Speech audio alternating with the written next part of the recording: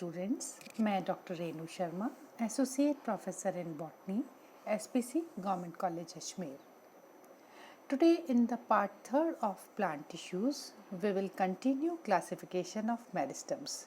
पिछले पार्ट में हमने क्लासिफिकेशन ऑफ मेरिस्टम्स शुरू किया था और तब मैंने आपको मेरिस्टमेटिक टिश्यू की लोकेशन कहाँ होती है उसके बारे में बताया था. साथ में मैंने classification of meristems based on stage of development and based on origin of initiating cells इसके बारे में बात की थी. आज हम बात करेंगे classification of meristems according to their position in the plant body. और on this basis meristems are classified into 3 different types. One is apical meristem, second is intercalary meristem, and the third one is lateral. So first of all we'll talk about the apical meristems. ये apical meristems क्या होती है? तो apical meristem जो होती है basically ये जैसा कि नाम से पता पड़ रहा है ये वो मेरिस्टम है जो कि जिसकी पोजीशन जो होती है एपेक्स के ऊपर होती है, यानी शीर्ष विभज्योतक उत्तक, यानी पौधे के शीर्ष पर ये मेरिस्टम पाई जाती है. और जो वेस्कुलर प्लांट्स होते हैं उसमें जो स्टेम होता है और रूट जो होते हैं इनके एपेक्स के ऊपर ये मेरिस्टम पाई जाती है. और ये जो मेरिस्टम होती है इस मेरिस्टम में जो है प्रो मेरिस्टम और प्राइमोर्डियल मेरिस्टम के साथ में प्राइमरी मेरिस्टम भी इंक्लूडेड होती है. उसमें उसके डेरिवेटिव्स भी मौजूद होते हैं. प्राइमरी मेरिस्टम्स जो हैं वो भी मौजूद होती है. तो apical meristem is responsible for growth of organs और growth of the plant. Okay, ये एपिकल मेरिस्टम समटाइम्स लीव्स के एपेक्स पे भी पाई जाती है. और इन मेरिस्टम की एक्टिविटी से जो ऑर्गन्स है जैसा कि मैंने अभी बताया है कि वो उनकी लंबाई में वृद्धि होती है. और यहाँ पर जो ग्रोथ होती है that takes place either by single meristematic initial cell और group of cells situated at the tip of the organ. It depends कि वो लोअर प्लांट है कि हायर प्लांट्स है. लोअर प्लांट्स में जनरली जैसे टेरिडोफाइट्स के अंदर जो एपिकल सेल होती है वो सिंगल एपिकल सेल प्रेजेंट होती है, लेकिन जो हायर प्लांट्स होते हैं हायर वेस्कुलर प्लांट्स उनके अंदर ये जो एपिकल मेरिस्टम होती है ये ग्रुप ऑफ इनिशियल सेल से रिप्रेजेंट होती है. ओके, तो इनकी जो पोजीशन होती है वो टर्मिनल या सब टर्मिनल हो सकती है. अगर वो स्टेम है तो स्टेम में एपिकल मेरिस्टम की जो पोजीशन होगी वो टर्मिनल होगी और रूट के अंदर उसकी पोजीशन जो होती है वो सब टर्मिनल होती है.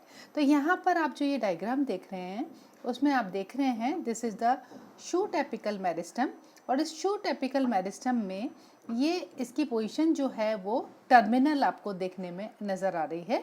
पर रूट में because of the presence of root cap, this is the root cap, तो यहाँ पर जो रूट एपिकल मेरिस्टम है इसकी पोजीशन जो है वो सब टर्मिनल हो जाती है.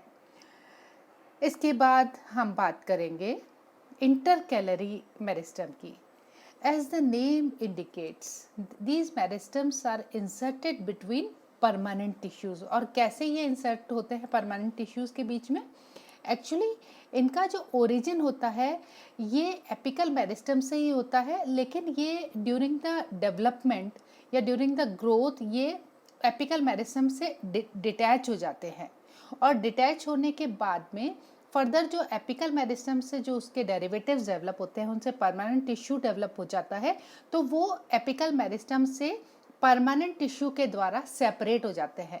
इस तरह से ये जो है अलग अलग these meristems are found lying in between masses of permanent tissues. Okay, और ये जो मेरिस्टम है इंटरकैलरी मेरिस्टम ये इनकी जो पोजीशन होती है that is internodal in the plant. तो जो जितने भी जॉइंटेड प्लांट्स हैं चाहे वो आपकी मोनोकोटाइलिडन्स की जो ग्रास फैमिली या पोएसी फैमिली के मेंबर्स हैं, वहाँ पर उनकी जो इंटरनोडल रीजन जो होता है वहाँ पर ये मेरिस्टम या इंटरकैलरी मेरिस्टम मिलेगी, या फिर आपके हॉर्स टेल जो है उसके अंदर भी ये इनकी पोजीशन जो है ये इंटरनोडल रीजन में पाई जाती है। मेंथा पाइपरेटा, मेंथा यानी पुदीना जो है उसके अंदर ये नोडल रीजन के ऊपर at the base of node ये पाए जाते हैं। तो इस तरह से intercalary meristems are responsible for growth of the plant और ग्रोथ ऑफ द स्टेम। और जब प्लांट जब मैच्योर होता है तो उस समय मैच्योर जब इंटरनोडल रीजन इनिशियल स्टेज के ऊपर टोटली मेरिस्टेमेटिक होता है, लेकिन जैसे ही इसका कुछ पार्ट जो है वो जो इससे ग्रो होता है वो rapidly it becomes mature then the rest of the part. तो इस तरह से जो एक definite continuous sequence of development जो है वो मेंटेन होता है। ओके, तो इसके बाद हम बात करते हैं लेटरल मेरिस्टम्स की। यहाँ पर इस डायग्राम में मैं आपको बता देती हूँ, ये एक फिगर है जिसके अंदर इंटरकैलरी मेरिस्टम की पोजीशन बताई हुई है।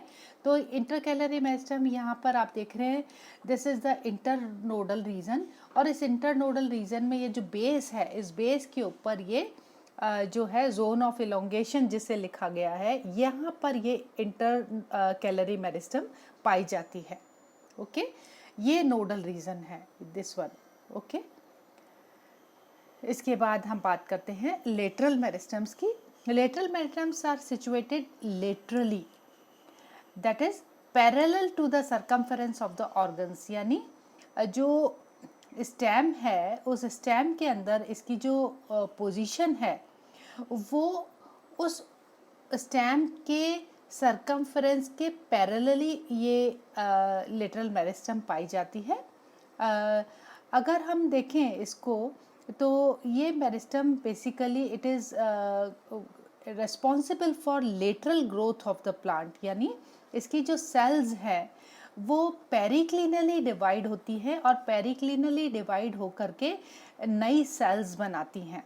ओके, और जिससे उसकी प्लांट की गर्थ में वृद्धि होती है, उसके सरकमफेरेंस में वृद्धि होती है। Little meristems is always composed of a single layer of rectangular cells, और जो कि पेरिक्लिनली जैसा कि मैंने अभी बताया ये डिवाइड होती हैं। एंड वेस्कुलर कैम्बियम और cork cambium, these are the examples of this lateral meristem.